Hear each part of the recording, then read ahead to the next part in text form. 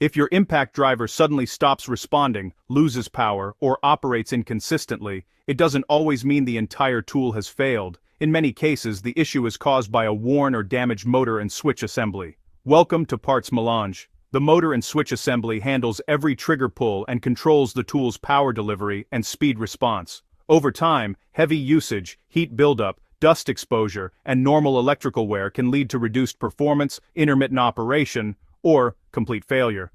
Inside the impact driver, this assembly is housed within the main body and connects directly to both the trigger mechanism and motor system.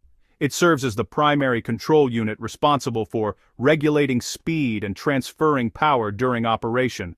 Before beginning any repair, always remove the battery for safety. Using the appropriate Torx driver, carefully remove the housing screws and separate the tool casing slowly to avoid disturbing the internal wiring. Once opened, observe the positioning of the motor and switch assembly before disconnecting any terminals.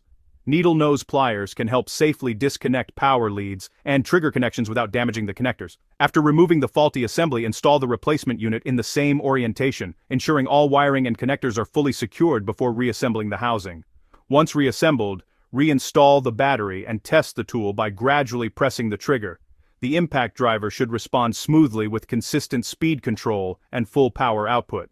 If the tool operates normally without hesitation or shutdown, the replacement has been completed successfully. You can find the replacement part link in the description below. For genuine replacement parts and repair essentials, visit PartsMelange.ca. Subscribe to our channel and stay connected by following us on social media for more updates, repair guides, and product support.